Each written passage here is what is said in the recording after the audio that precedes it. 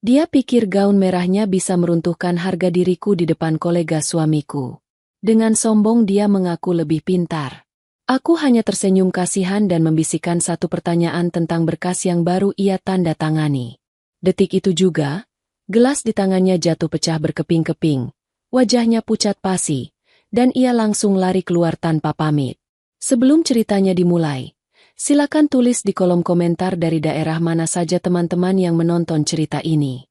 Dan dengar cerita sambil aktivitas apa? Nyapu, ngepel, tiduran, rebahan atau apa? Yuk kita simak ceritanya. Sinar matahari pagi menerobos masuk melalui celah gorden berwarna krem di ruang tengah yang luas itu. Sari sudah bangun sejak pukul 4 pagi. Rutinitasnya tidak pernah berubah selama 10 tahun pernikahan mereka. Ia menyiapkan sarapan, memastikan seragam anak-anak sudah rapi, dan menyeduh kopi hitam tanpa gula kesukaan Rian, suaminya. Di mata orang luar, kehidupan Sari tampak sempurna. Ia adalah definisi istri ideal, tenang, keibuan, dan sangat teliti mengurus rumah tangga. Namun, pagi ini ada yang sedikit berbeda. Saat Sari meletakkan cangkir kopi di meja makan, ia melihat Rian turun dari tangga sambil membetulkan dasinya dengan tergesa-gesa. Wajah suaminya tampak segar, terlalu segar untuk seseorang yang mengaku baru pulang jam 2 pagi karena lembur mengejar target perusahaan. Aroma parfum yang Rian pakai juga sedikit lebih menyengat dari biasanya, seolah ia ingin menutupi bau lain yang menempel di tubuhnya. Pagi, yah. Sapa Sari lembut. Ia mengambil alih tugas membetulkan dasi Rian. Jemarinya yang cekatan merapikan simpul kain sutra itu. Rian hanya bergumam pelan. Matanya sibuk menatap layar ponsel yang terus bergetar. Pagi, Bu. Anak-anak mana? Aku buru-buru. Ada meeting pagi sama investor baru.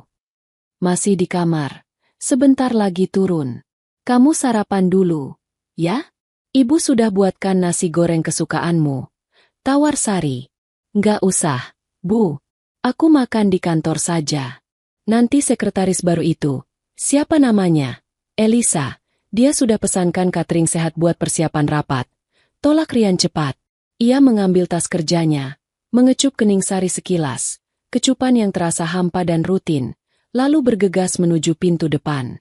Sari berdiri di ambang pintu, menatap mobil mewah suaminya meluncur keluar dari gerbang. Ia tidak merasa sedih. Ia justru merasa sedang mengamati sebuah objek penelitian. Naluri perempuannya tajam, setajam pisau dapur yang baru diasah. Istilah, lembur, sudah menjadi lagu wajib Rian 3 bulan terakhir. Tapi Sari bukan tipe wanita yang akan menangis histeris atau melempar piring hanya karena curiga. Ia butuh bukti, dan lebih dari itu, ia butuh strategi. Siang harinya, setelah anak-anak berangkat sekolah, Sari pergi ke acara arisan bulanan bersama teman-teman sosialitanya di sebuah kafe di Jakarta Selatan. Seperti biasa, topik pembicaraan tidak jauh dari tas bermerek, liburan ke Eropa, dan tentu saja, gosip rumah tangga. Sar, bisik Wulan, salah satu teman arisannya yang terkenal sebagai sumber informasi paling akurat. Wulan mendekatkan kursinya ke arah Sari sambil mengaduk es teh lecinya. Kamu sudah pernah ke kantor Rian belum belakangan ini? Sari tersenyum tipis, menyesap teh hangatnya dengan anggun. Belum, Lan. Kenapa? Ada yang aneh. Wulan celingukan sebentar, memastikan tidak ada yang menguping, lalu berbisik lebih pelan. Itu loh, sekretaris barunya Rian. Siapa namanya? Elisa? Duh, itu anak gayanya amit-amit. Kemarin aku makan siang di restoran Jepang dekat kantor suamimu. Aku lihat Rian makan sama dia. Mesra banget, Sar. Si Elisa itu gelendotan manja. Malah sempat suap-suapan segala. Aku mau tegur, tapi takut salah lihat. Tapi itu jelas banget Rian. Hati Sari mencelos, tapi wajahnya tetap datar bak permukaan danau yang tenang. Ia sudah menduganya. Desas-desus itu bukan hal baru, tapi mendengarnya langsung dari saksi mata membuat dugaan itu menjadi fakta. Mungkin mereka lagi bahas bisnis. Lan, kamu tahu kan Rian kalau kerja suka all out? Jawab Sari santai, mencoba meredam suasana agar tidak menjadi tontonan ibu-ibu lain. Bisnis kok suap-suapan Susi? Sar? Hati-hati loh. Zaman sekarang pelakor itu lebih galak daripada istri sah. Apalagi Rian kan sekarang lagi naik daun. Banyak duitnya. Sasaran empuk perempuan muda yang malas kerja keras. Timpal Ratna, teman di sebelahnya yang ikut nimbrung. Sari hanya mengangguk sopan. Makasih infonya. Ya, nanti aku coba tanya Rian pelan-pelan. Pulang dari arisan, Sari tidak langsung melabrak Rian lewat telepon. Ia juga tidak menangis di pojok kamar. Sari justru masuk ke ruang kerjanya sendiri. Sebuah sudut kecil di rumah tempat ia biasa mengurus tagihan listrik dan belanja bulanan. Namun, kali ini yang ia buka bukan sekadar buku catatan belanja. Sari membuka laci terkunci di lemari besinya. Ia mengeluarkan map-map tebal berisi sertifikat rumah, BPKB mobil, dan polis asuransi. Selama ini, Rian selalu meremehkan Sari. Rian berpikir Sari hanyalah ibu rumah tangga yang tidak tahu apa-apa soal dunia luar karena Sari memilih berhenti bekerja setelah menikah. Rian lupa bahwa sebelum menikah, Sari adalah lulusan terbaik manajemen bisnis yang pernah bekerja di bank ternama. Sari mulai memilah dokumen. Ia memisahkan aset mana yang merupakan harta bawaan, mana harta bersama, dan mana aset yang diatasnamakan orang lain. Ia bekerja dalam diam. Tidak ada air mata yang menetes. Di kepalanya, ini bukan lagi soal cinta yang dikhianati, melainkan tentang manajemen risiko. Jika kapal ini akan karam karena nahodanya mabuk kepayang, Sari harus memastikan skoci untuk dirinya dan anak-anak sudah siap. Malam harinya, Rian pulang pukul 11 malam. Ia tampak lelah, tapi ada senyum puas di wajahnya. "Sudah tidur, Bu?" tanya Rian saat melihat Sari masih duduk di sofa ruang tengah sambil membaca majalah. "Belum. Nungguin kamu," jawab Sari tenang. "Gimana meetingnya?" "Lancar. Lancar banget. Elisa itu memang cekatan. Dia bisa handle klien-klien rewel. Untung aku ganti sekretaris," puji Rian tanpa sadar. Matanya berbinar saat menyebut nama itu. Sari menatap suaminya lekat-lekat. "Baguslah kalau begitu. Oh ya, tadi Wulan bilang dia lihat kamu makan siang di restoran Jepang. Katanya makanannya enak. Kapan-kapan kita kesana yuk sama anak-anak." Rian tersedak ludahnya sendiri. Wajahnya menegang sejenak sebelum ia memaksakan tawa yang terdengar sumbang. "Oh, itu. Iya, tadi makan siang sama klien. Biasa, menjamu tamu. Nanti deh kalau ada waktu kita kesana." "Sama klien atau sama Elisa?" pancing Sari dengan nada datar, tanpa emosi. Rian tampak panik. Matanya bergerak gelisah. "Ya sama Elisa juga. Kan dia sekretarisku. Dia yang catat notulen rapat." "Kamu ini kenapa sih, Bu? Kok nadanya curiga begitu? Jangan dengerin gosip ibu-ibu arisan deh. Nggak berkelas." Sari menutup majalahnya perlahan. Ia berdiri, lalu berjalan mendekati Rian. Ia merapikan kerah kemeja suaminya yang sedikit berantakan. "Aku nggak curiga. Yah, aku cuma tanya. Kamu kan pemimpin keluarga. Aku percaya kamu tahu mana yang benar dan mana yang salah. Istirahat gih. Kamu bau keringat." Sari berlalu naik ke lantai atas, meninggalkan Rian yang terpaku di ruang tengah. Rian menghela napas lega, mengira ia berhasil lolos dari interogasi. Ia berpikir Sari terlalu bodoh dan terlalu penurut untuk mengerti apa yang sebenarnya terjadi. Padahal di lantai atas, Sari sudah mulai menyusun rencana. Istri yang tidak tahu apa-apa, itu kini tahu segalanya. Dan dia baru saja mulai bergerak. Hari Minggu biasanya menjadi waktu Rian bermain golf bersama rekan-rekan bisnisnya. Atau setidaknya, itulah alasan yang selalu ia berikan kepada Sari. Rumah menjadi sepi. Hanya ada Sari dan asisten rumah tangga yang sedang sibuk di dapur. Kesempatan ini tidak disia-siakan oleh Sari. Ia beralasan ingin membersihkan ruang kerja Rian di rumah karena debu yang sudah menumpuk. "Bei, biar ibu saja yang bersihkan ruang kerja bapak. Banyak dokumen penting. Takut nanti bibi salah taruh," ujar Sari kepada asisten rumah tangganya. "Baik, Bu," jawab si bibi patuh. Sari masuk ke ruang kerja Rian yang bernuansa kayu gelap. Ruangan ini selalu terkunci jika Rian tidak ada di rumah. Tapi Sari tahu di mana Rian menyembunyikan kunci cadangannya. Di bawah pot tanaman palsu di sudut koridor. Rian adalah orang yang ceroboh dalam hal-hal kecil karena merasa terlalu percaya diri. Begitu masuk, aroma rokok mahal langsung tercium. Meja kerja Rian berantakan. Tumpukan kertas berserakan di mana-mana. Sari mulai merapikan tumpukan itu. Namun matanya dengan teliti memindai setiap lembar kertas yang ia pegang. Awalnya hanya dokumen standar perusahaan, penawaran proyek, kontrak kerjasama, dan brosur properti. Namun, saat Sari membuka laci tengah meja yang sedikit macet, ia menemukan sebuah amplop surat yang sudah robek ujungnya. Itu adalah surat tagihan kartu kredit. Sari mengerutkan kening. Setahunya, tagihan kartu kredit Rian selalu dikirim via email dan didebet otomatis dari rekening gaji. Mengapa ada tagihan fisik yang disembunyikan di laci? Sari menarik surat itu keluar dan membacanya. Matanya membelalak melihat total tagihan bulan itu. Angkanya fantastis. Jauh melebihi pengeluaran bulanan rumah tangga mereka.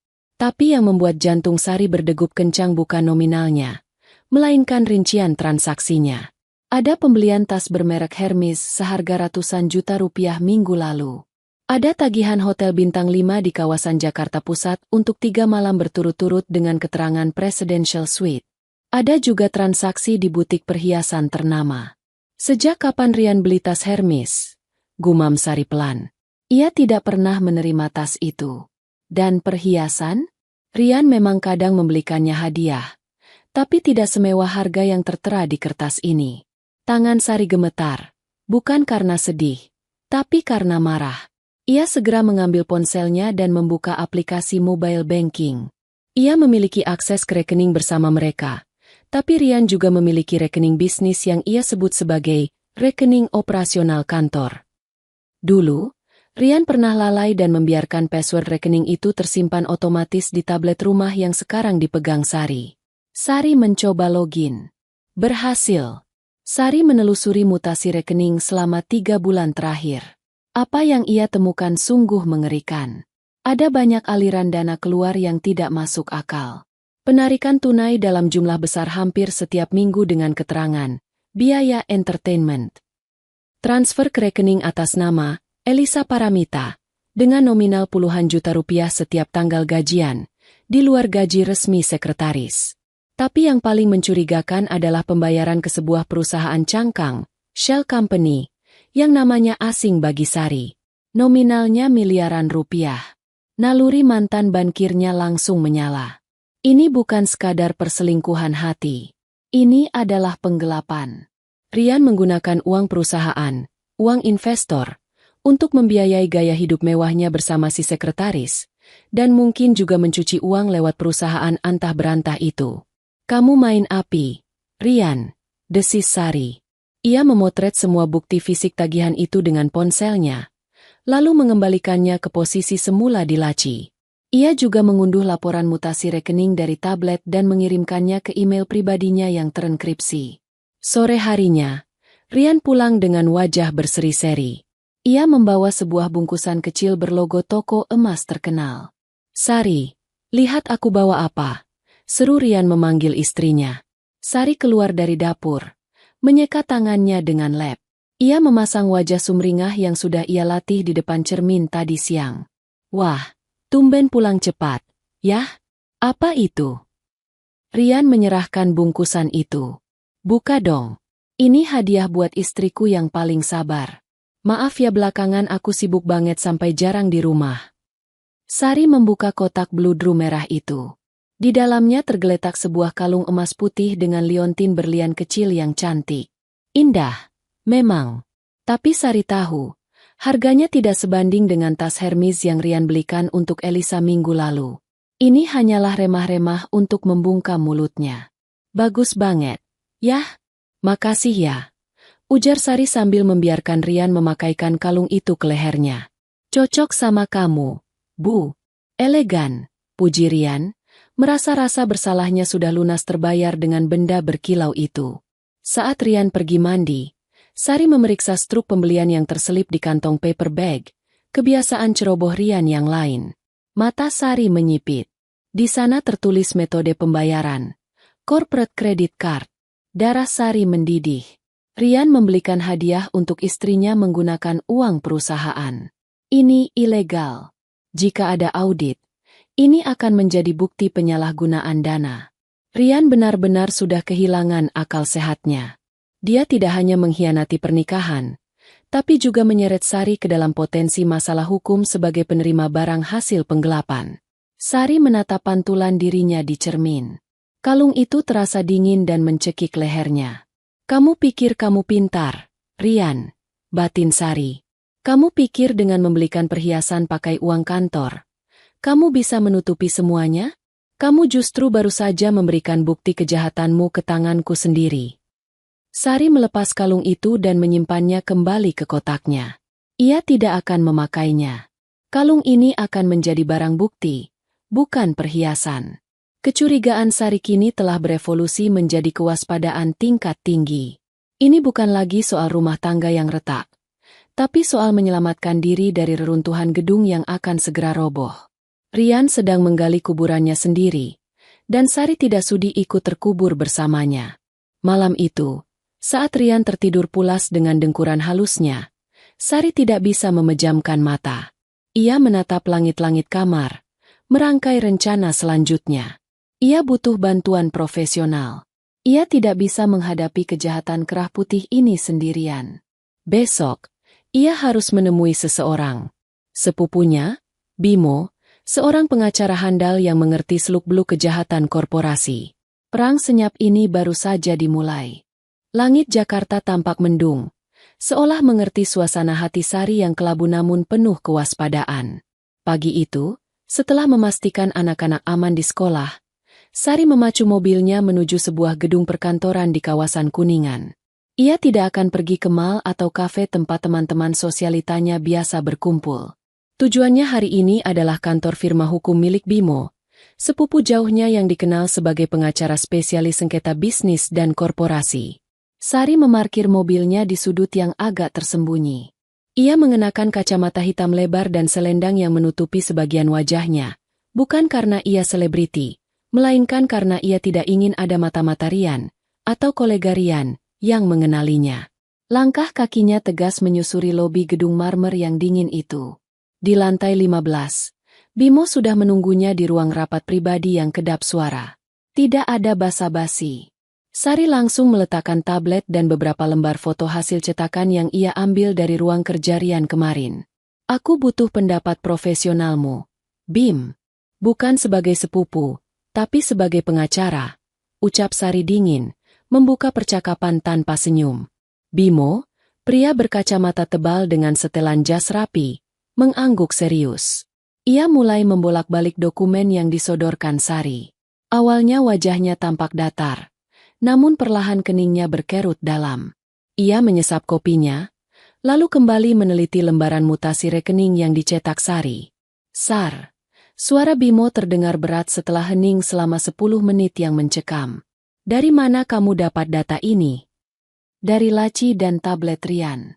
Dia ceroboh, jawab Sari singkat. Seberapa buruk? Bimo melepas kacamata dan memijat pangkal hidungnya. Ini bukan sekadar buruk, Sar. Ini bencana. Suamimu bukan cuma selingkuh, dia sedang melakukan bunuh diri finansial, dan dia mau mengajak satu kapal tenggelam bersamanya. Jantung Sari berdegup kencang, namun ia menahan diri untuk tidak terlihat panik. Jelaskan dengan bahasa manusia, Bim. Jangan pakai istilah hukum yang rumit. Oke. Bimo menunjuk baris transaksi yang mencurigakan. Lihat PT Angkasa Semesta ini? Ini perusahaan cangkang. Perusahaan kosong yang biasanya dipakai buat cuci uang atau menggelapkan dana investor. Rian mengirim miliaran rupiah ke sana dengan label biaya operasional. Padahal, kalau diaudit, perusahaan ini pasti tidak punya aktivitas nyata. Uang itu masuk ke kantong pribadi Rian, atau mungkin diputar lagi untuk bisnis ilegal. Sari terdiam. Ia tahu Rian ambisius, tapi ia tidak menyangka suaminya senekat ini. Dan lihat ini, lanjut Bimo, menunjuk struk tagihan kartu kredit korporat. Dia beli tas mewah, perhiasan, bayar hotel, semua pakai kartu perusahaan. Dalam hukum perseroan, ini namanya penggelapan aset. Kalau investor tahu, Rian bisa dipidana. Penjara, SAR, bukan cuma perdata, tapi pidana. Dia sedang diaudit, gumam Sari. Teringat percakapan telepon Rian yang sempat ia dengar samar-samar minggu lalu. Aku dengar dia teriak-teriak soal auditor eksternal. Itu masuk akal, sambar Bimo cepat. Kalau auditor masuk, Rian habis. Dan masalahnya, SAR, karena kalian tidak punya perjanjian pisah harta sebelum menikah. Setengah dari utang Rian bisa dianggap utangmu juga kalau harta kalian bercampur. Apalagi kalau nanti dia dituntut ganti rugi miliaran oleh perusahaan. Sari merasa darahnya surut dari wajah. Ia membayangkan masa depan anak-anaknya hancur. Rumah disita, tabungan pendidikan ludes, dan nama baik keluarga tercoreng. Ia tidak akan membiarkan itu terjadi. Naluri keibuannya berubah menjadi perisai baja. Apa yang harus aku lakukan, Bim? Aku harus selamatkan anak-anak. Bimo menatap sepupunya dengan iba namun penuh hormat. Ia tahu Sari wanita tangguh. Kita harus bergerak cepat tapi senyap. Pertama, amankan semua aset likuid. Pindahkan tabungan pribadi, deposito, atau emas ke tempat yang tidak bisa dijangkau Rian. Kedua, kita perlu bukti bahwa kamu tidak terlibat dan tidak tahu-menahu soal aliran dana ini. Kamu harus terlihat sebagai korban yang ditipu suami, bukan mitra kejahatan. Dan ketiga, tanya Sari. Ketiga, Bimo mencondongkan tubuhnya. Suaranya merendah. Rian pasti sadar dia sedang di ujung tanduk. Orang licik seperti Rian biasanya tidak akan mau jatuh sendirian. Dia pasti sedang mencari kambing hitam. Seseorang yang bisa disalahkan atas semua kekacauan administrasi ini. Apa ada orang baru di kantornya yang punya akses keuangan? Sari tersenyum getir. Bayangan wajah Elisa yang cantik, muda, dan sombong melintas di benaknya. Ada. Sekretaris barunya. Namanya Elisa. Rian bilang dia mau promosikan Elisa jadi direktur keuangan. Bimo terbelalak, lalu tertawa sinis. Direktur keuangan? Itu posisi paling fatal kalau ada audit. Kalau Elisa tanda tangan laporan keuangan yang palsu itu, secara hukum, dia yang bertanggung jawab penuh. Rian sedang menyiapkan tumbal. Sar, suamimu benar-benar bajingan kelas kakap. Sari mengangguk pelan. Teka-teki itu kini tersusun sempurna. Rian tidak mencintai Elisa. Rian sedang menggemukkan domba sebelum disembelih. Hadiah-hadiah mewah, perhatian manis, dan promosi jabatan itu hanyalah umpan agar Elisa mau pasang badan. Bim, bantu aku siapkan dokumen pemisahan aset atau apapun yang bisa menyelamatkan rumah atas nama anak-anak. Aku akan urus sisanya di rumah.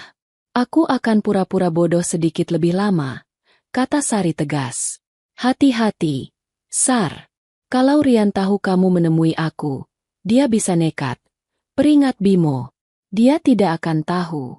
Di matanya, aku cuma istri rumahan yang sibuk mengurus arisan dan dapur. Dia terlalu meremehkan aku, dan itu adalah senjata terbesarku. Jawab Sari sambil berdiri dan merapikan selendangnya. Sari keluar dari kantor Bimo dengan langkah yang jauh lebih ringan meski beban di pundaknya semakin berat.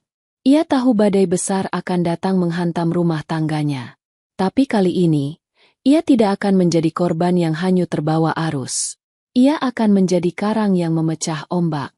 Jika Rian ingin bermain api dengan membakar perusahaan dan selingkuhannya, biarkan saja. Sari hanya akan memastikan apinya tidak merembet ke kamar anak-anaknya. Sementara Sari menyusun strategi pertahanan di luar sana, suasana di kantor Rian terasa begitu hidup dan penuh ambisi palsu. Gedung pencakar langit di pusat Jakarta itu menyajikan pemandangan kota yang megah dari balik dinding kaca. Di lantai eksekutif, Elisa berjalan dengan dagu terangkat tinggi. Sepatu hak tingginya mengetuk lantai marmer dengan irama yang percaya diri. Ia mengenakan blus sutra berwarna merah marun yang agak ketat, sengaja menonjolkan lekuk tubuhnya, dan tas bermerek yang baru minggu lalu diberikan Rian menggantung manja di lengannya. Elisa merasa dunia ada di genggamannya. Di usianya yang baru 24 tahun, ia merasa telah memenangkan segalanya. Karir yang melesat dan hati bosnya yang kaya raya. Ia sering mencuri dengar para staf senior berbisik sinis tentang dirinya. Tapi Elisa tidak peduli. Ia menganggap mereka hanya iri. Dalam benaknya, ia jauh lebih pantas mendampingi Rian daripada istri tua, di rumah yang menurut cerita Rian hanya bisa mengomel dan menghabiskan uang. Interkom di mejanya berbunyi. Suara Rian terdengar lembut dan berwibawa. Elisa, ke ruangan saya sebentar. Ada hal penting yang mau saya bicarakan. Baik, Pak. Segera, jawab Elisa dengan nada yang dibuat semanis mungkin. Ia mematut diri sejenak di cermin kecil, memoles ulang lipstiknya, lalu melangkah masuk ke ruangan Rian. Ruangan Rian sangat luas dan dingin. Di meja kerjanya yang besar, tumpukan dokumen menggunung. Namun, begitu melihat Elisa masuk, Rian langsung berdiri dan tersenyum lebar. Ia berjalan memutari meja dan menyambut Elisa, lalu menutup pintu ruangan dan mengunci otomatisnya. Kebiasaan yang membuat Elisa merasa spesial dan nakal. Sayang, panggil Rian. Nadanya berubah dari bos menjadi kekasih. Ia merangkul pinggang Elisa. Kamu kelihatan cantik banget hari ini. Tasnya cocok sama kamu. Elisa tersipu. Jarinya memainkan kerah ke meja Rian. Makasih, Mas. Kamu juga kelihatan gagah. Ada apa panggil aku? Kangen ya? Rian tertawa kecil, tapi matanya tidak memancarkan kehangatan. Matanya waspada dan penuh perhitungan. Kangen pasti, tapi ada kabar gembira yang lebih penting. Ingatkan aku pernah janji mau kasih kamu posisi yang lebih layak? Aku nggak tega lihat kamu cuma jadi sekretaris yang disuruh-suruh orang lain. Mata Elisa berbinar. Maksud Mas? Rian membimbing Elisa duduk di sofa kulit yang empuk. Perusahaan kita sedang ekspansi besar-besaran. Aku butuh orang kepercayaan di posisi strategis. Orang yang benar-benar bisa aku andalkan, yang satu visi sama aku, dan yang pasti, yang aku sayang.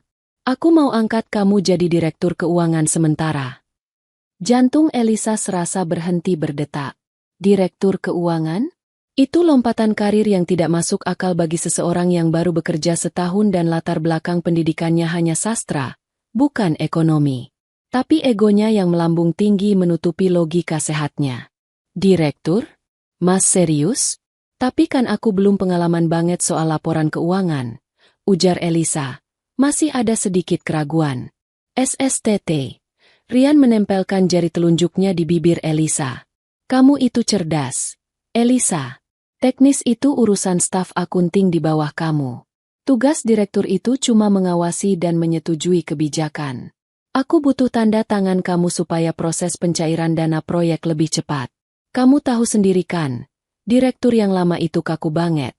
Birokrasinya bikin bisnis lambat. Aku mau kita berdua yang pimpin perusahaan ini. Kita jadi power couple. Kata-kata, power couple, dan memimpin berdua, membius Elisa seketika. Ia membayangkan dirinya duduk di kursi besar, memerintah karyawan-karyawan yang dulu meremehkannya, dan yang terpenting, ia merasa setara dengan Rian. Jauh di atas Sari yang hanya ibu rumah tangga. Aku mau, Mas. Aku mau banget. Seru Elisa antusias. Rian tersenyum puas. Senyum yang menyembunyikan seringai serigala. Bagus. Nah, karena ini promosi jalur cepat, ada beberapa dokumen administrasi yang harus kamu tanda tangani sekarang. Biar besok SK-nya langsung turun dan gajimu bulan depan sudah naik 3 kali lipat. Rian mengambil tumpukan map tebal dari mejanya dan meletakkannya di hadapan Elisa. Ada banyak sekali kertas dengan tulisan kecil-kecil yang rapat. Ini apa aja, Mas? Banyak banget. Tanya Elisa sambil membuka halaman pertama. Isinya penuh istilah hukum dan klausul yang membingungkan. Ah, itu cuma formalitas standar perusahaan. Soal kerahasiaan data, fakta integritas, sama pengalihan wewenang otorisasi rekening. Biasalah, orang legal suka bikin ribet. Rian mengibaskan tangannya seolah itu hal sepele. Ia kemudian duduk di samping Elisa, mengelus rambut wanita itu dengan lembut, mengalihkan fokusnya. Tanda tangan di sini, Dan di sini, tunjuk Rian pada kolom-kolom yang sudah diberi tanda silang. Elisa memegang pena mahal yang disodorkan Rian. Ia sempat membaca sekilas judul salah satu dokumen. Surat pernyataan penanggung jawab mutlak keuangan dan utang piutang perusahaan. Ada rasa tidak nyaman yang menyelinap di hatinya. Mas, ini kok ada tulisan, penanggung jawab mutlak utang? Maksudnya apa? Tanya Elisa polos. Rian tidak panik. Ia justru tertawa santai. Tawa yang sudah ia latih. Sayang, itu artinya kamu punya kuasa mutlak buat atur pembayaran utang vendor. Jadi kalau vendor nagih, mereka harus hormat sama kamu, bukan cuma ke aku. Itu bikin posisi kamu kuat di mata klien. Kamu jadi ratunya di sini. Penjelasan yang tidak masuk akal secara hukum, tapi terdengar sangat manis di telinga Elisa yang haus kekuasaan. Rian menatapnya dalam-dalam. Tatapan yang membuat Elisa luluh. Kamu percaya sama aku kan, El? Aku lakuin ini buat masa depan kita. Biar nanti kalau aku ceraikan Sari, kita sudah mapan dan gak bisa diganggu-gugat sama dia. Mendengar nama Sari disebut dan janji perceraian itu, keraguan Elisa sirna seketika. Ia merasa menang. Dengan semangat, Elisa membubuhkan tanda tangannya di atas materai. 1, 2, 3, hingga 10 dokumen.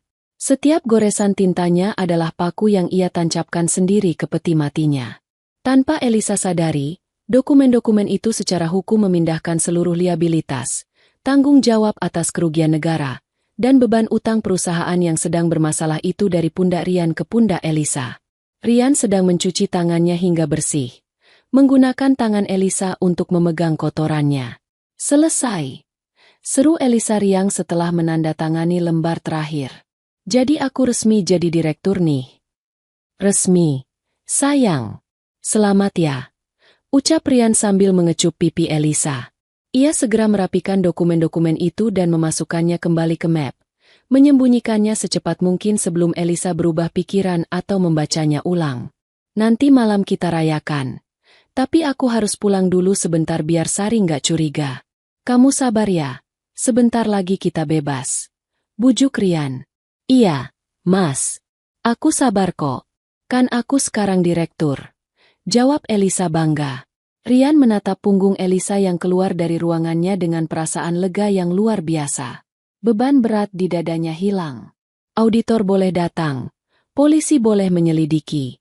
Di atas kertas hitam di atas putih, Rian hanyalah pemilik saham pasif, sementara Elisa adalah eksekutor keuangan yang membuat keputusan-keputusan korup itu. Maaf ya, Elisa. Gumam Rian pelan pada ruangan kosong itu, tanpa rasa penyesalan sedikit pun di matanya. Bisnis adalah bisnis. Dan kamu terlalu bodoh untuk permainan ini. Sementara itu, di kubikelnya, Elisa menatap pantulan dirinya di layar komputer yang gelap. Ia merasa seperti ratu. Ia tidak tahu bahwa mahkota yang baru saja ia pakai bukanlah terbuat dari emas, melainkan dari dinamit yang sumbunya sudah mulai terbakar. Seminggu setelah penandatanganan dokumen maut itu, suasana di kantor Rian terasa sibuk bukan main. Bukan karena lonjakan produktivitas, melainkan karena persiapan pesta tahunan perusahaan. Rian bersikeras mengadakan pesta mewah di ballroom Hotel Bintang 5 di kawasan Jakarta Pusat. Tujuannya jelas, untuk menutupi bau busuk bangkai keuangan perusahaan yang mulai tercium oleh beberapa investor minoritas. Rian ingin menunjukkan citra bahwa perusahaannya masih jaya, makmur, dan likuiditasnya aman. Di rumah, Sari menerima undangan itu langsung dari tangan Rian. Undangan dengan cetakan tinta emas di atas kertas bludru hitam. Mahal dan berlebihan. Kamu harus datang, Bu. Ujar Rian sambil mengenakan jam tangan mewahnya. Investor besar akan hadir. Mereka perlu melihat keluarga kita harmonis. Jangan sampai ada gosip aneh-aneh, apalagi soal aku dan Elisa. Kamu harus tampil sebagai istri yang mendukung suami. Sari menatap undangan itu di meja riasnya. Dulu, ia akan merasa bangga mendampingi suaminya. Kini, undangan itu terasa seperti tiket masuk ke pertunjukan sirkus di mana suaminya adalah badut utamanya. Baik, yah, aku akan datang, jawab Sari tenang. Jam 7 malam, kan? Iya. Dandan yang cantik. Tapi jangan norak. Jangan bikin malu aku. Pesan Rian sebelum berangkat ke kantor. Sari tersenyum kecut menatap punggung suaminya. Jangan khawatir, Rian. Aku tidak akan memalukan diriku sendiri. Kamulah yang sedang mempermalukan dirimu. Batinnya. Malam itu, Sari memilih busana dengan sangat hati-hati. Ia tidak ingin terlihat berusaha menyaingi siapapun. Ia mengenakan gaun panjang berbahan sutra berwarna biru dongker. Warna yang memancarkan aura wibawa, ketenangan, dan kedalaman. Potongannya sederhana namun elegan, menonjolkan keanggunan seorang wanita matang yang percaya diri. Rambutnya disanggul modern, menyisakan sedikit helai yang membingkai wajahnya. Perhiasannya hanya sepasang anting mutiara dan cincin kawinnya. Sederhana, namun siapapun yang melihatnya tahu bahwa ia berkelas. Sesampainya di ballroom hotel, kemewahan yang dipaksakan langsung menyambut mata Sari. Lampu kristal raksasa menggantung di langit-langit, menara gelas champagne menjulang tinggi, dan bunga-bunga impor menghiasi setiap sudut. Makanan yang disajikan berlimpah ruah, seolah ingin meneriakkan, "Kami punya banyak uang," kepada siapa saja yang hadir. Rian menyambut Sari di pintu masuk dengan senyum lebar yang kaku. Ia segera menggandeng lengan Sari, memamerkannya kepada beberapa pria parubaya yang sedang memegang gelas anggur. "Perkenalkan, ini istri saya, Sari," ucap Rian bangga. "Wah, cantik dan anggun sekali Bu Sari. Pak Rian beruntung punya pendamping seperti ibu," puji salah satu investor. Sari tersenyum ramah, menyalami mereka satu persatu dengan genggaman tangan yang mantap. Ia berbasa-basi dengan cerdas, menanyakan kabar keluarga mereka, membuat para investor merasa dihargai secara personal. Di momen seperti ini, aura Sari sebagai mantan bankir dan wanita berpendidikan sangat terasa. Para kolega Rian menaruh hormat padanya. Namun, suasana, elegan, itu sedikit terganggu ketika pintu ballroom terbuka lebar. Semua mata tertuju ke arah sana. Elisa masuk. Jika Sari adalah malam yang tenang, Elisa adalah kembang api yang meledak sembarangan. Ia mengenakan gaun merah menyala dengan potongan belahan dada yang sangat rendah dan belahan rok yang tinggi hingga paha. Gaun itu indah, tapi terlalu mencolok untuk acara korporat. Di lehernya melingkar kalung berlian yang berkilauan, terlalu besar, terlalu ramai. Di lengannya, ia menenteng tas Hermes edisi terbatas yang Sari tahu persis dibeli dengan uang korupsi Rian. Elisa berjalan dengan dagu diangkat tinggi, menikmati tatapan semua orang. Ia mengira tatapan itu adalah kekaguman, padahal sebagian besar adalah tatapan bingung dan risih. Para istri investor saling berbisik, sementara para pegawai kantor Rian menunduk malu melihat tingkah direktur keuangan baru mereka. Elisa langsung menghampiri kerumunan tempat Rian dan Sari berdiri. Tanpa rasa sungkan, ia menyelip di antara Rian dan tamu lainnya. "Malam, Pak Rian," sapa Elisa dengan suara yang dibuat manja dan agak keras. Ia sengaja mengabaikan Sari. "Aduh, Pak, tadi saya sempat bingung parkirnya di mana. Untung valetnya kenal mobil dinas Bapak yang saya pakai." Sari melihat Rian sedikit tegang.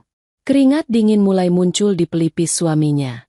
Rian terjebak di antara dua dunia yang ia ciptakan sendiri. Dunia pencitraan dengan istri sah, dan dunia kesenangan dengan wanita simpanan yang kini memegang kunci keuangannya. Ya, Elisa. Silakan nikmati hidangannya," ujar Rian kaku, mencoba memberi kode agar Elisa menjauh. Namun Elisa, yang merasa posisinya kini setara bahkan lebih tinggi dari sekadar karyawan, tidak peka. Ia justru tertawa renyah sambil menyentuh lengan jas Rian. "Pak Rian ini kaku sekali kalau di depan orang. Padahal kalau kita lagi bahas proyek berdua, Bapak santai loh." Beberapa investor mengangkat alis, tersenyum penuh arti. Gosip itu ternyata benar. Sari tidak terpancing. Ia tidak cemberut, tidak juga melotot. Ia hanya menyesap air mineralnya dengan tenang, lalu menoleh ke arah salah satu investor senior. "Pak Handoko, saya dengar putra Bapak baru lulus dari Harvard ya? Selamat." "Loh, pasti bangga sekali." Perhatian investor itu langsung beralih kembali ke Sari, meninggalkan Elisa yang terabaikan. Sari dengan cerdas mengendalikan alur pembicaraan, membuat Elisa tampak seperti anak kecil yang merengek minta perhatian di tengah diskusi orang dewasa. Sepanjang malam, drama itu terus berlanjut. Elisa berusaha keras menjadi pusat perhatian dengan tawanya yang keras dan pakaiannya yang gemerlap. Ia berkeliling menyapa karyawan dengan nada bos yang sombong. Tolong ambilkan saya minum dong. Kamu staf divisi mana? Perintah Elisa pada seorang karyawan senior yang usianya jauh di atasnya. Saya manajer HRD, Bu Elisa. Jawab karyawan itu dengan wajah masam. Oh, HRD.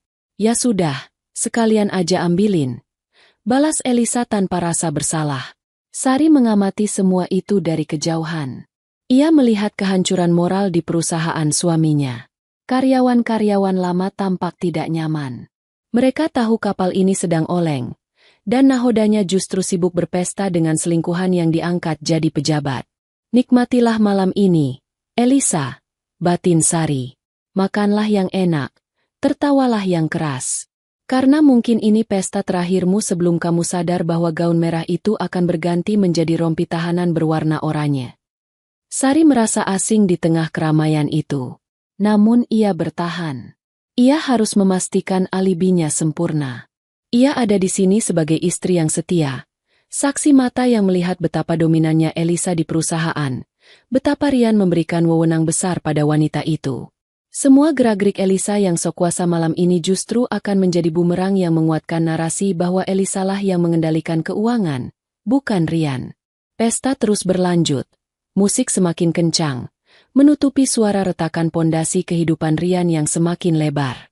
Jam dinding di lobi hotel menunjukkan pukul 9 malam. Beberapa tamu VIP mulai berpamitan. Rian tampak sibuk mengantar seorang investor penting ke pintu depan, meninggalkan Sari sendirian di dekat meja hidangan penutup. Rian memberinya isyarat mata untuk tunggu sebentar, seolah takut Sari akan membuat ulah jika ditinggal terlalu lama. Sari berdiri di sana, mengamati susunan kue-kue kecil yang cantik namun terasa hambar di lidahnya. Ia sebenarnya ingin segera pulang, melepas sepatu hak tingginya, dan memeluk anak-anak. Berada di ruangan yang sama dengan Rian dan Elisa membuat perutnya mual. Udara di ballroom yang dingin terasa sesak oleh kemunafikan. Saat Sari hendak mengambil segelas air putih untuk menetralkan rasa mualnya, sebuah bayangan merah mendekat. Aroma parfum yang sangat menyengat, campuran bunga melati dan vanila yang terlalu manis, menusuk hidung Sari. Ia tidak perlu menoleh untuk tahu siapa yang datang. Sendirian aja, Bu Sari. Suara itu terdengar cempreng dan penuh nada ejekan. Sari menoleh perlahan. Elisa berdiri di sana, memegang gelas wine yang isinya tinggal setengah. Wajahnya sedikit memerah. Mungkin karena efek alkohol atau karena euforia kekuasaan semu yang ia rasakan malam ini. Rian sedang mengantar tamu, jawab Sari singkat. Suaranya datar tanpa emosi. Elisa tersenyum miring. Ia melangkah lebih dekat, menginvasi ruang pribadi Sari. Matanya menelusuri penampilan Sari dari atas ke bawah dengan tatapan meremehkan. Gaun ibu bagus. Simple. Kelihatan tua, komentar Elisa pedas. Lalu ia tertawa kecil seolah itu candaan. Tapi cocok sih buat ibu-ibu rumah tangga yang jarang keluar. Sari tidak tersinggung. Hinaan fisik seperti itu terlalu dangkal untuk menyakiti hatinya yang sudah ditempa baja. Terima kasih, Elisa. Kamu juga terlihat meriah. Sangat mencolok. Elisa mengibaskan rambut panjangnya dengan bangga. Ia kemudian mengangkat tas Hermesnya, sengaja memamerkannya tepat di depan wajah Sari. Iya dong, Bu. Harus meriah. Kan saya sekarang direktur keuangan. Penampilan harus menunjang jabatan. Oh ya, Ibu tahu nggak tas ini? Ini Birkin loh. Mas Rian yang belikan minggu lalu sebagai hadiah promosi saya. Katanya warna ini langka, cuma orang spesial yang pantas pakai. Sari melirik tas itu sekilas. Ia ingat tagihan kartu kredit korporat yang ia temukan di laci Rian. Ia tahu persis berapa harga tas itu dan dari rekening mana uangnya diambil. Uang yang seharusnya untuk membayar vendor, kini menggantung di lengan seorang wanita naif yang tidak tahu ia sedang memegang barang bukti kejahatan. Bagus. Komentar Sari singkat. Semoga awet. Elisa tampak kesal karena Sari tidak terlihat cemburu atau marah. Ia menginginkan drama. Ia ingin melihat Sari menangis atau melabraknya, agar ia bisa merasa menang telak. Ia ingin membuktikan bahwa dirinya lebih diinginkan daripada istri sah. Elisa maju selangkah lagi, memperkecil jarak mereka hingga hanya tersisa sejengkal.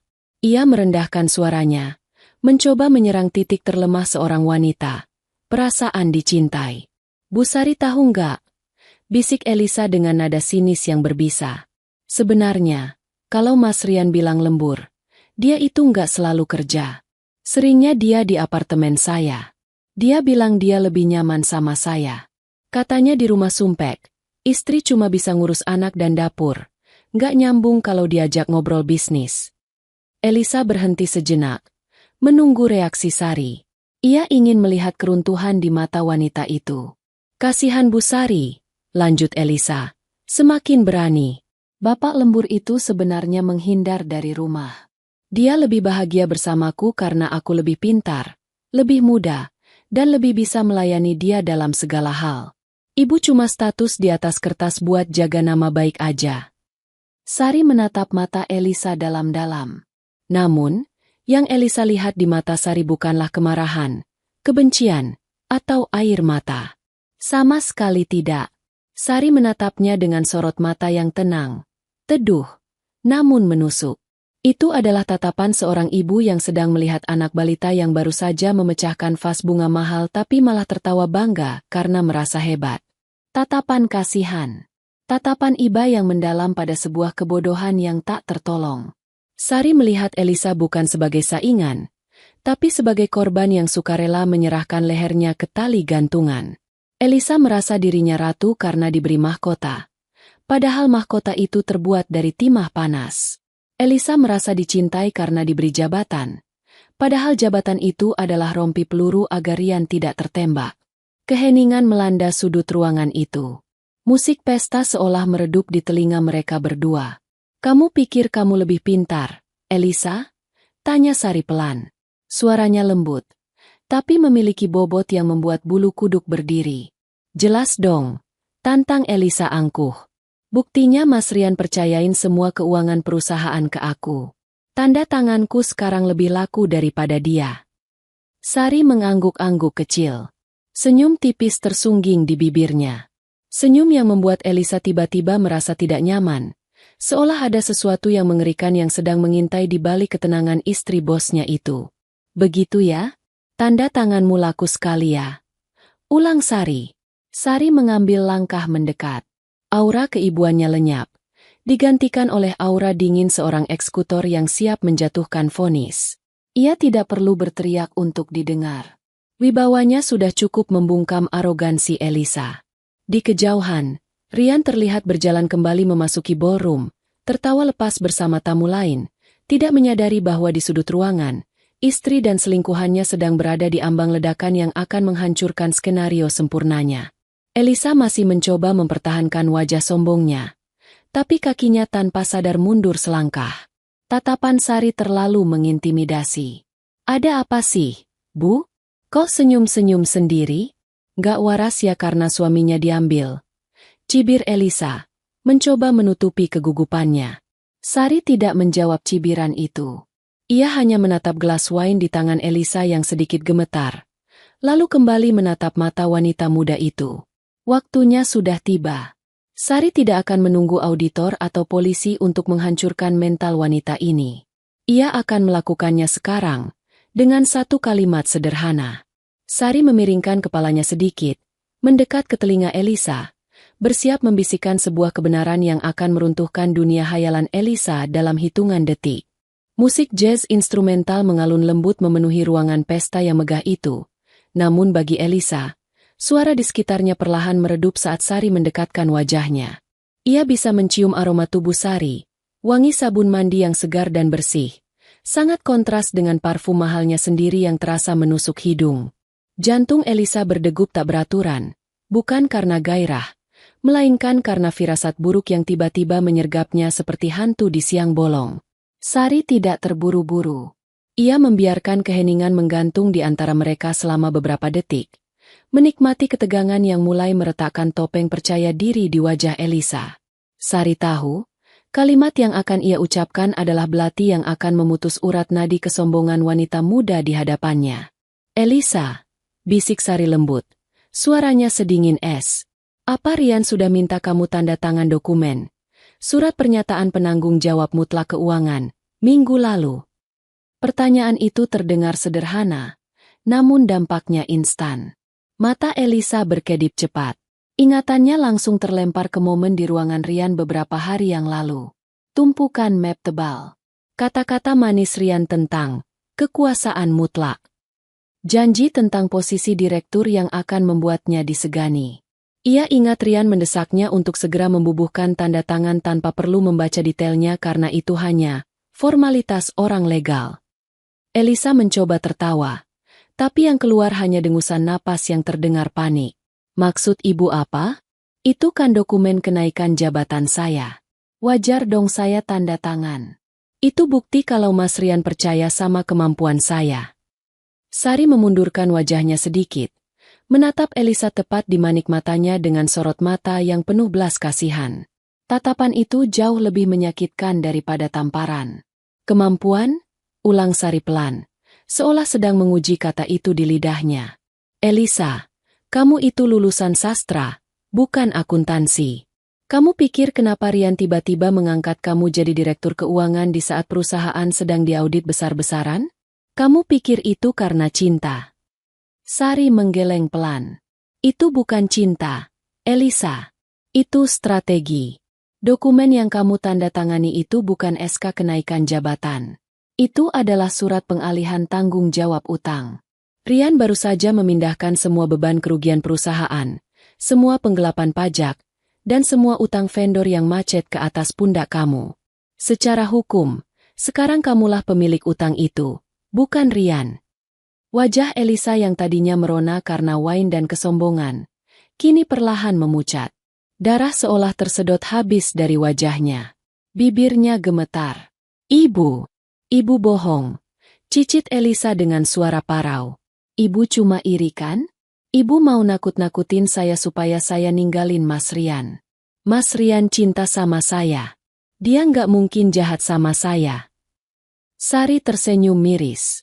"Coba kamu ingat lagi. Apakah di dokumen itu ada pasal yang menyebutkan bahwa kamu memiliki kuasa penuh dan tanggung jawab mutlak atas segala transaksi keuangan? Kalau iya, selamat. Karena artinya, saat polisi datang nanti, dan mereka pasti datang, Rian akan bersih. Namanya tidak akan ada di berkas perkara. Yang ada cuma nama kamu, tanda tangan kamu, dan cap jempol kamu." Dunia Elisa berputar. Ia ingat kalimat itu. Penanggung jawab mutlak. Rian bilang itu supaya vendor hormat padanya. Tapi penjelasan Sari terdengar jauh lebih masuk akal dan mengerikan. Ia mulai menyadari kejanggalan-kejanggalan kecil yang selama ini ia abaikan demi egonya. Mengapa Rian begitu memaksa? Mengapa Rian melarangnya membaca ulang? Mengapa Rian menyembunyikan berkas itu begitu cepat setelah ia tanda tangan? Tangan Elisa yang memegang gelas wine mulai gemetar hebat. Cairan merah tua di dalamnya beriak kencang, mencerminkan gejolak batinnya yang sedang runtuh. "Semua tas mewah ini, Elisa." Sari menunjuk tas Hermes di lengan Elisa dengan dagunya. "Semua perhiasan yang kamu pakai, hotel tempat kamu tidur sama Rian, itu dibayar pakai uang perusahaan yang sudah kamu gelapkan. Dan karena kamu yang pegang otorisasi keuangan sekarang, kamulah yang dianggap mencuri. Rian cuma korban yang ditipu sekretarisnya sendiri." Nggak mungkin." Elisa menggeleng lemah. Matanya mulai berair.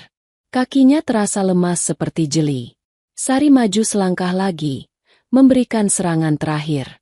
"Kamu bangga bilang kamu lebih pintar dari saya? Orang pintar membaca apa yang dia tanda tangani. Elisa, saya tidak melabrak kamu karena saya tahu saya tidak perlu mengotori tangan saya. Hukum yang akan menghukum kamu. Kamu bukan pelakor yang menang. Kamu cuma kambing hitam yang didandani pakai gaun merah. Detik itu, kesadaran menghantam Elisa dengan kekuatan penuh. Realita menabrak angan-angannya hingga hancur lebur. Prang! Gelas kristal di tangan Elisa terlepas. Jatuh menghantam lantai marmer yang keras dan pecah berkeping-keping. Suara pecahannya terdengar nyaring, memotong alunan musik jazz dan menghentikan percakapan orang-orang di sekitar mereka. Cairan wine merah tumpah, menggenang di lantai seperti darah, menodai ujung gaun mahal Elisa dan sepatu sari. Beberapa tamu menoleh kaget. Pelayan bergegas datang membawa sapu dan kain pel. Namun Elisa tidak bergerak. Ia berdiri mematung di tengah pecahan kaca. Tubuhnya kaku, wajahnya seputih kertas. Matanya terbelalak kosong menatap Sari. Sari tidak terkejut. Ia bahkan tidak bergeser saat cipratan wine mengenai sepatunya. Ia menatap Elisa untuk terakhir kalinya dengan tatapan dingin yang mematikan. Hati-hati, Elisa. Pecahan kacanya tajam, ujar Sari datar. Lalu ia berbalik badan dengan anggun.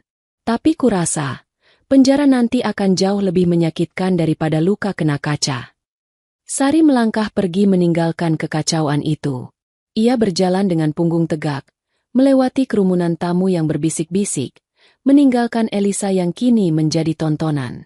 Di belakangnya, Elisa merasa dunianya baru saja kiamat. Bukan karena gempa bumi atau badai, tapi karena satu pertanyaan sederhana yang membuka kotak Pandora kebodohannya sendiri. Elisa berdiri terpaku di tengah ballroom yang bising. Suara pecahan gelas tadi masih berdenging di telinganya, lebih keras daripada musik orkestra yang kembali dimainkan. Orang-orang di sekitarnya kembali melanjutkan obrolan, menganggap insiden gelas pecah itu hanya kecerobohan kecil akibat terlalu banyak minum. Namun bagi Elisa, pecahan gelas itu adalah simbol hancurnya masa depannya. Seorang pelayan pria dengan sigap membersihkan pecahan kaca di dekat kaki Elisa.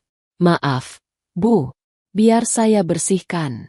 "Ibu tidak apa-apa?" tanya pelayan itu sopan. Elisa tidak menjawab. Ia bahkan tidak mendengar pertanyaan itu. Seluruh indranya seolah mati rasa, kecuali otaknya yang kini bekerja sangat keras memutar ulang memori di ruang kerja Rian. Penanggung jawab mutlak, kuasa penuh, otorisasi tunggal. Istilah-istilah itu berputar-putar di kepalanya seperti badai topan. Ia ingat wajah Rian saat menyodorkan pena. Senyum itu. Dulu Elisa mengira itu senyum cinta, senyum bangga. Tapi sekarang, bayangan senyum itu berubah menjadi seringai iblis yang sedang menjebak mangsanya. "Aku harus cari Mas Rian," gumam Elisa pada dirinya sendiri. Suaranya gemetar. "Mas Rian pasti bisa jelasin ini. Bu Sari pasti bohong. Dia cuma mau nakutin aku. Mas Rian gak mungkin tega jadiin aku tumbal." Dengan kaki yang terasa berat seolah diseret rantai besi, Elisa mulai berjalan membelah kerumunan. Ia tidak lagi peduli dengan penampilannya. Gaun merahnya yang tadi ia banggakan kini terasa seperti kostum badut yang mempermalukannya. Tas Hermes di lengannya terasa panas membakar kulit, seolah tas itu berteriak, "Barang bukti!" ke setiap orang yang ia lewati. Elisa mengedarkan pandangan ke seluruh penjuru ruangan. Mana Rian? Ia butuh Rian sekarang juga. Ia butuh Rian memeluknya dan bilang bahwa Sari itu gila, bahwa dokumen itu aman, bahwa mereka akan bahagia selamanya.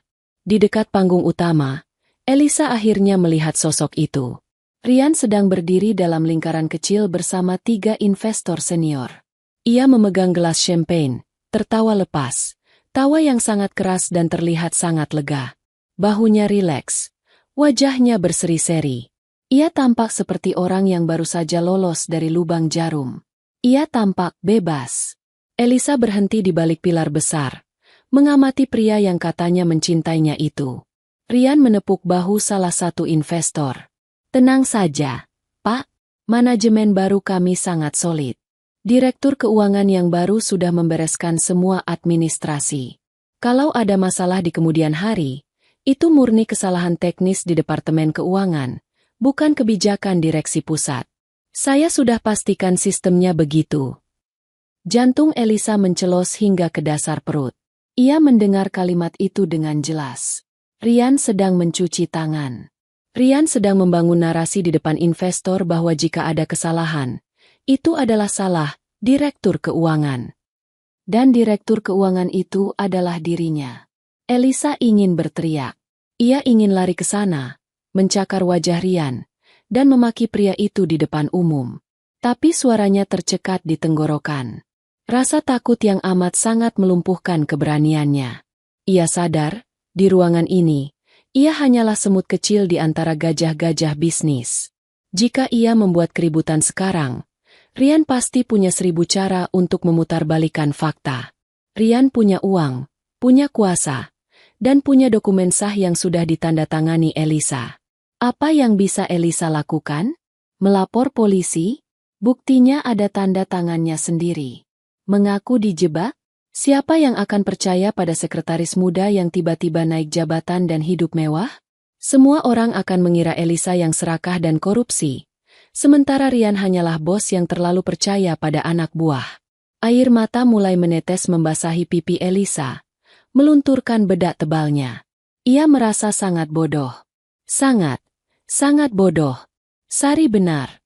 Ia hanyalah anak kecil yang bermain api dan sekarang ia terbakar hangus. Elisa! Sebuah suara menegurnya. Elisa tersentak kaget, hampir melompat.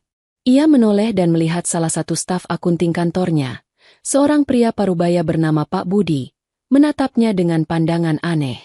Ibu Elisa kenapa? Kok pucat sekali? Sakit? Tanya Pak Budi. Elisa menatap Pak Budi dengan mata liar. Pak Budi adalah orang yang sering ia marahi seminggu terakhir, karena ia merasa lebih berkuasa. Sekarang, melihat wajah polos staf itu, Elisa sadar bahwa Pak Budi mungkin satu-satunya orang yang tahu bahwa Elisa tidak mengerti apa-apa soal keuangan. Pak Budi. Suara Elisa bergetar. Dokumen-dokumen laporan pajak bulan lalu, siapa yang buat? Pak Budi mengerutkan kening. Loh, kan ibu yang suruh saya revisi sesuai arahan Pak Rian? Terus ibu yang tanda tangan persetujuannya kemarin lusa. Katanya ibu sudah periksa semua dan itu valid. Kenapa, Bu?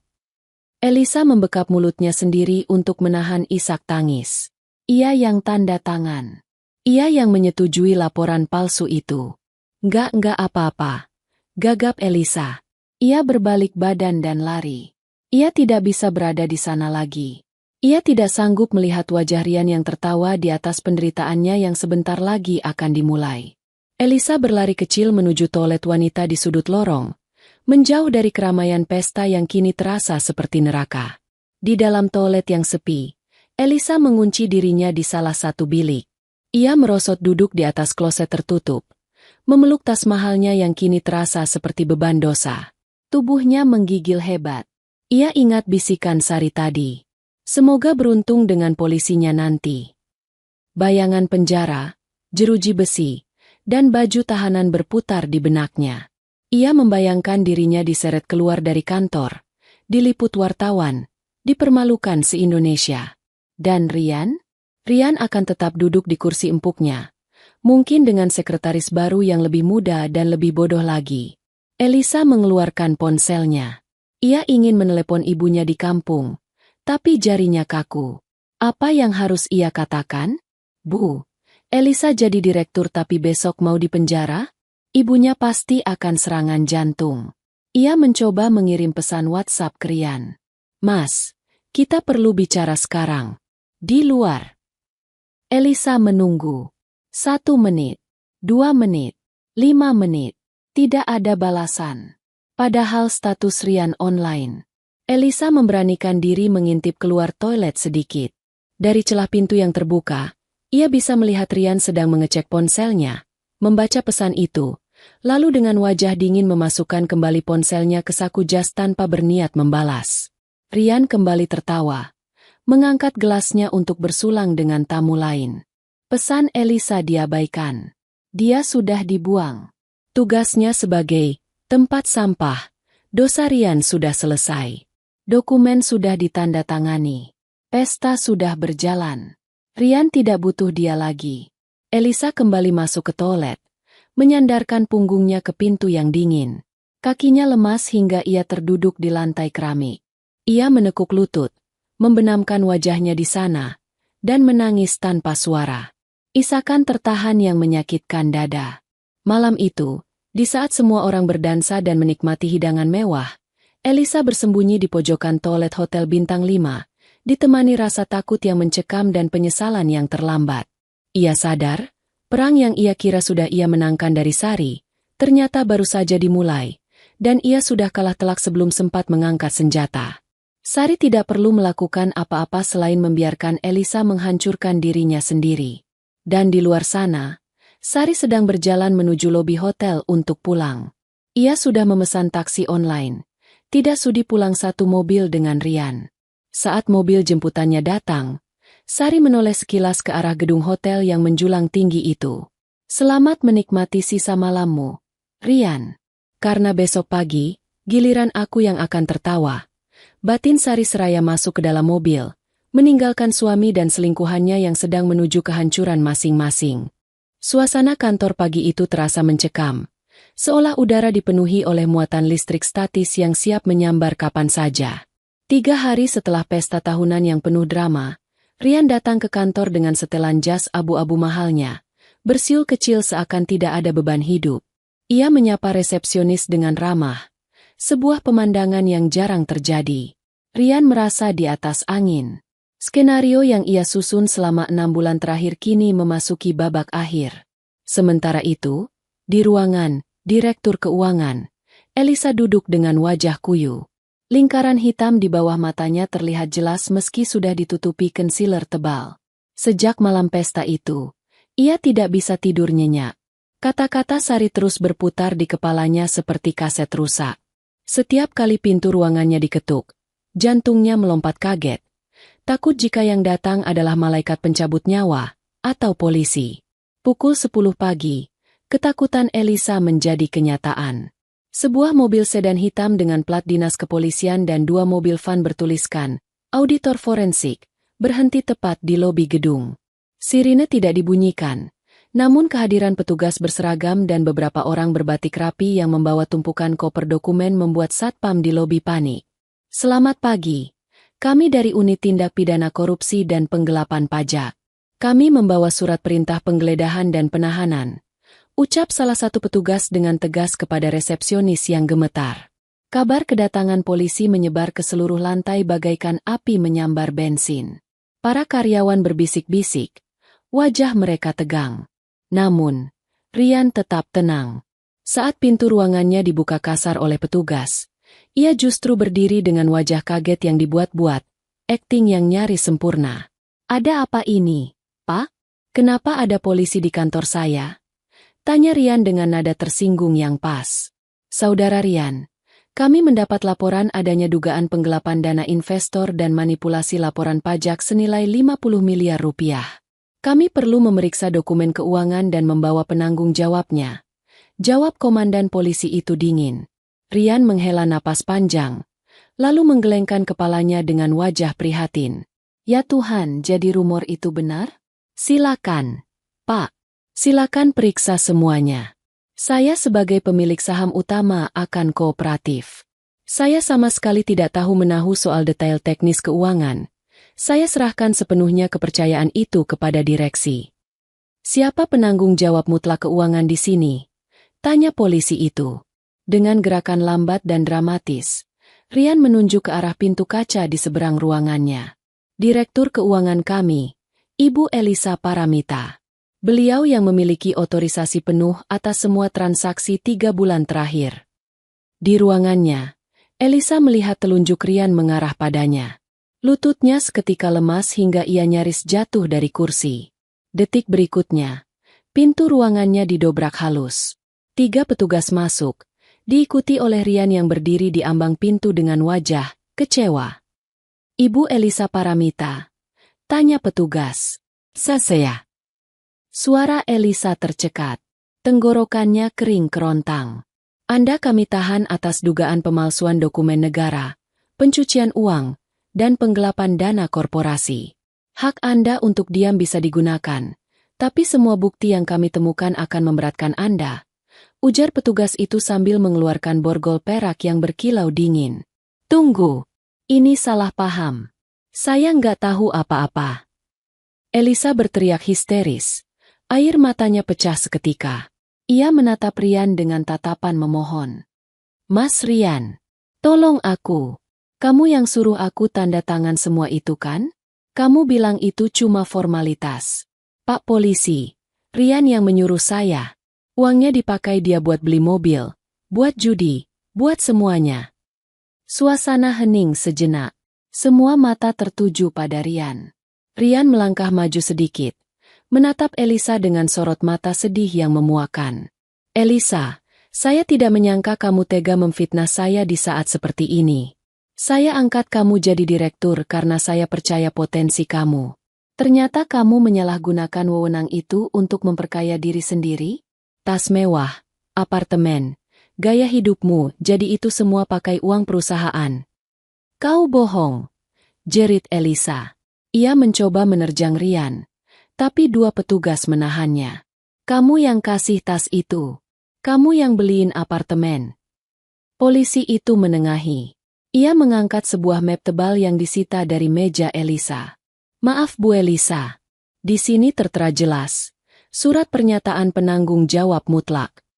Di pasal 4 tertulis bahwa segala aliran dana, baik yang masuk rekening pribadi direksi maupun operasional, adalah di bawah sepengetahuan dan persetujuan penuh Anda sebagai pemegang otorisasi tunggal. Tanda tangan ini asli milik Anda, kan? Elisa menatap kertas itu. Kertas yang ia tanda tangani demi jabatan dan gengsi. Kertas yang kini menjadi vonis kematiannya. Itu saya tanda tangan tapi. Cukup. Jelaskan nanti di kantor. Potong polisi itu tegas. Klik. Suara borgol terkunci di pergelangan tangan Elisa terdengar sangat nyaring di ruangan yang sunyi itu. Elisa menangis meraung-raung saat digiring keluar. Ia melewati deretan karyawan yang menatapnya dengan pandangan jijik dan kasihan. Riasannya luntur, rambutnya berantakan, dan martabatnya hancur lebur. Saat melewati Rian di pintu keluar, Elisa berhenti sejenak. Ia menatap pria yang pernah ia puja itu. Tidak ada cinta lagi di mata Rian. Hanya ada kepuasan licik karena rencananya berhasil. Kamu iblis, Mas, desis Elisa. Rian tidak menjawab. Ia hanya membuang muka, seolah tidak mengenal wanita itu.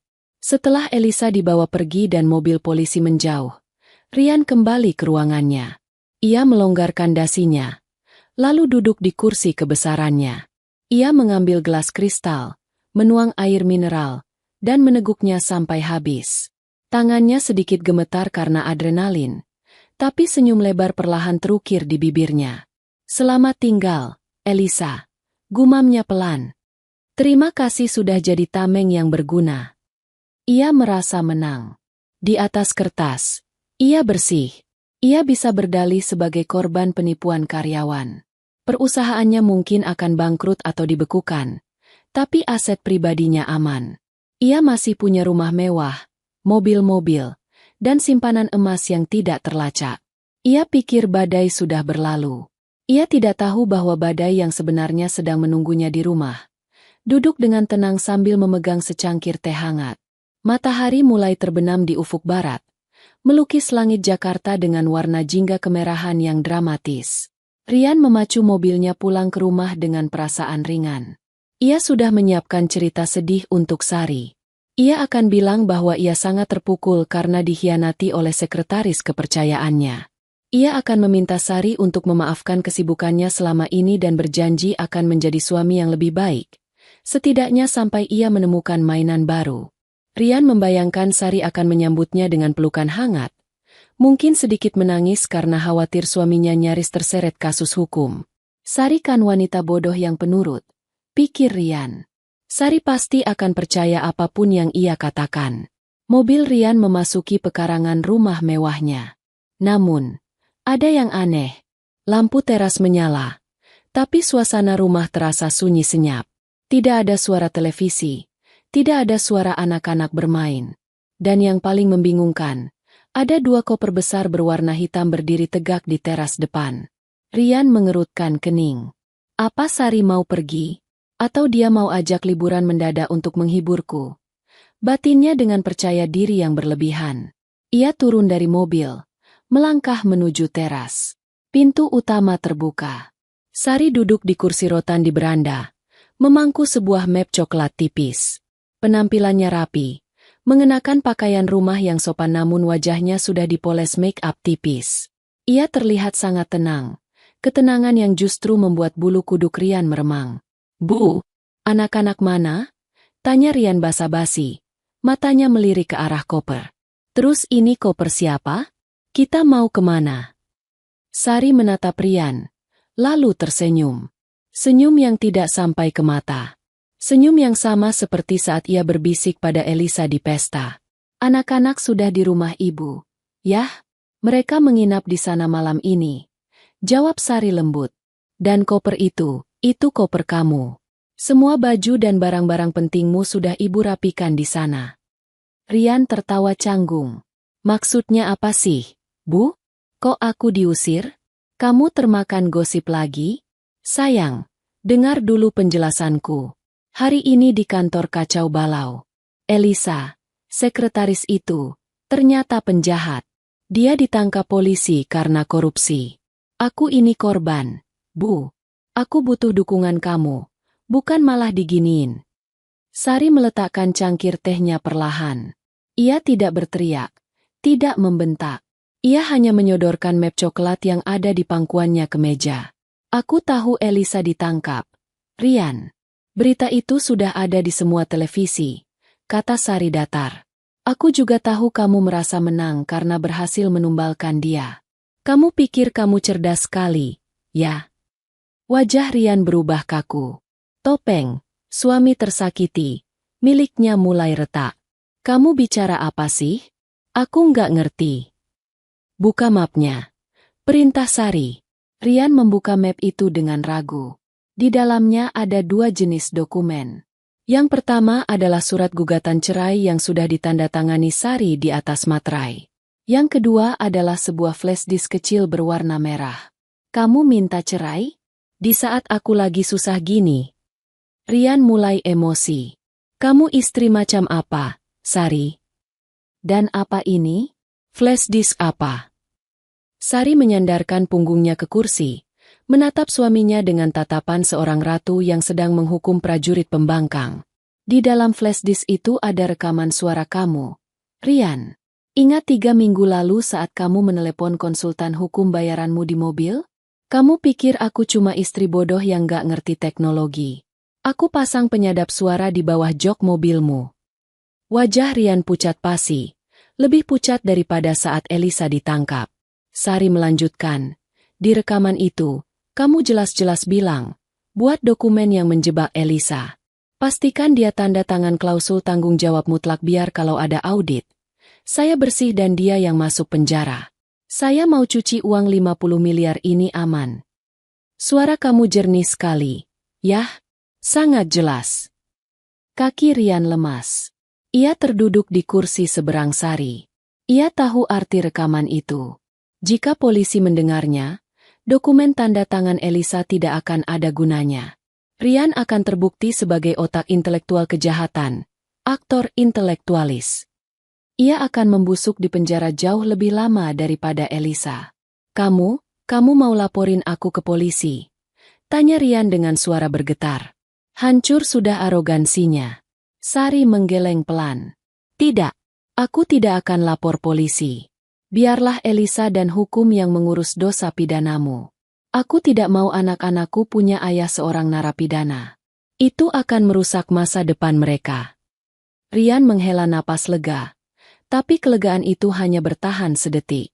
"Tapi," potong Sari tajam, "bukti ini akan aku pakai di pengadilan agama dan perdata." Sari mencondongkan tubuhnya ke depan. "Pilihannya cuma 2, Rian. Pertama, kamu tanda tangani surat persetujuan pembagian harta Gonogini ini sekarang.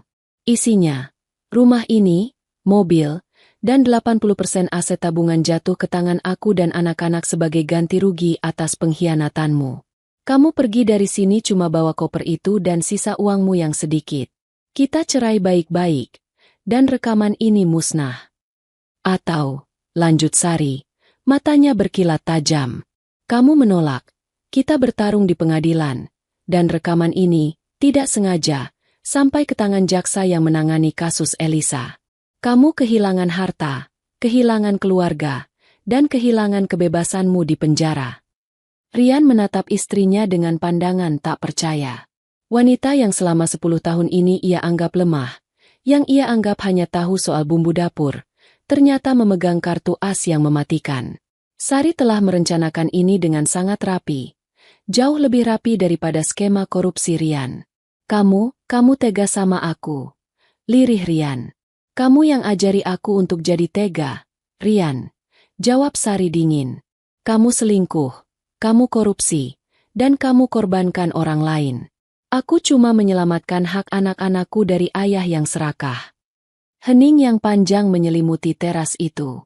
Suara jangkrik mulai terdengar. Rian menatap koper hitamnya, lalu menatap flash disk merah di meja. Ia tahu ia sudah kalah. Skakmat. Rajanya sudah terkepung dan tidak ada jalan keluar. Dengan tangan gemetar, Rian mengambil pena dari saku jasnya. Tanpa membaca detail surat perjanjian pembagian harta itu, karena ia tahu Sari tidak akan menipunya seperti ia menipu Elisa, Rian membubuhkan tanda tangannya. Coretan tanda tangan itu mengakhiri segalanya. Kekuasaannya, pernikahannya, dan kekayaannya. Bagus, kata Sari sambil menarik kertas itu dan memasukkannya kembali ke map. Ia mengambil flash disk itu dan menggenggamnya erat. Sekarang, silakan angkat kopermu dan pergi. Jangan kembali lagi kecuali untuk urusan jatah kunjungan anak yang sudah diatur pengadilan. Rian berdiri dengan gontai. Ia mengambil kedua kopernya. Saat ia berjalan menjauh menuju gerbang, ia merasa tubuhnya ringan, tapi bukan karena lega, melainkan karena kosong. Ia menoleh sekali lagi ke arah rumah megah yang ia bangun dengan kebohongan itu.